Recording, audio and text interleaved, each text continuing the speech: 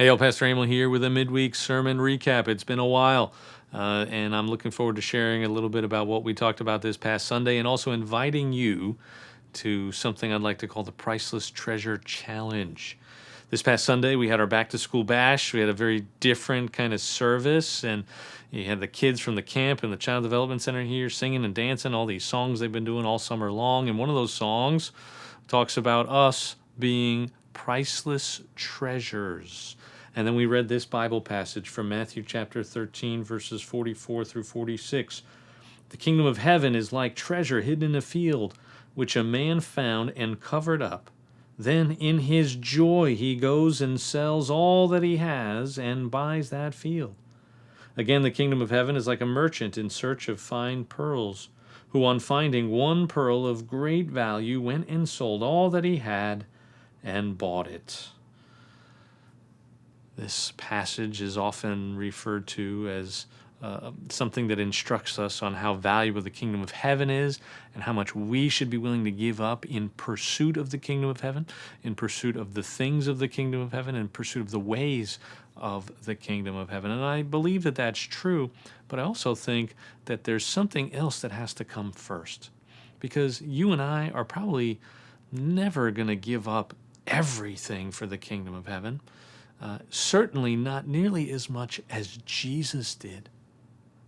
Jesus gave up everything in his joy, right? It says in joy. He's joyfully going and selling all that he has to buy the field in verse 44, right?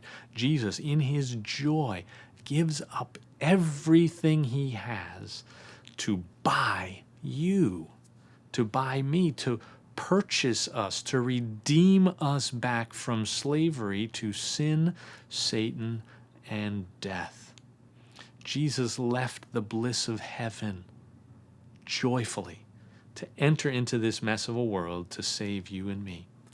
Jesus willingly gave up everything, his friends, his family, his very life, his dignity, just to make sure you and I have a path back to our Maker, our Creator.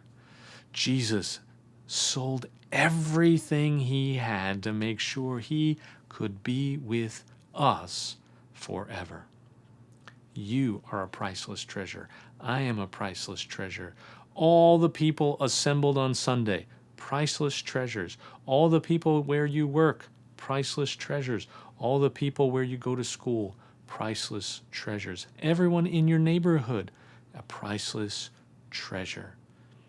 And so one of the things that I challenged everyone with on Sunday is something I'm going to try and call now the Priceless Treasure Challenge. And I want to check in with you about this because there's some implications. If you're a priceless treasure, and if I'm a priceless treasure, and if everyone's a priceless treasure, maybe we should rethink how we interact with one another.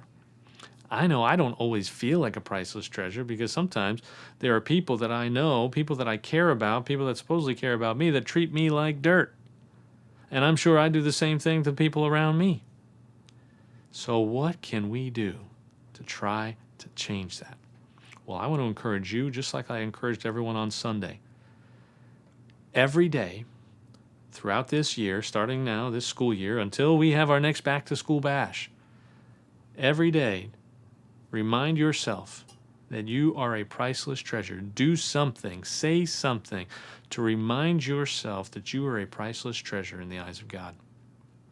And then the second thing, do something every day to remind someone else that they are a priceless treasure. We didn't have time to talk about this much on Sunday, but I want to hear from you. I want to hear your ideas. I want to hear what you're up to, what you're doing, how you are seeing this play out. What are the ways that you are helping yourself remember you're a priceless treasure? And what are the ways that you are helping others see that they are priceless treasures? Comment on the video here.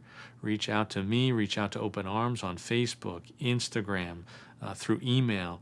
Whatever it is, just let us know. And let's see if we can't make a world of difference by reminding everyone just how special they are to God, just how special we know we are because of what he's done for us in Jesus. God bless you. Good to be with you. Hope to catch up with you real soon. Bye-bye.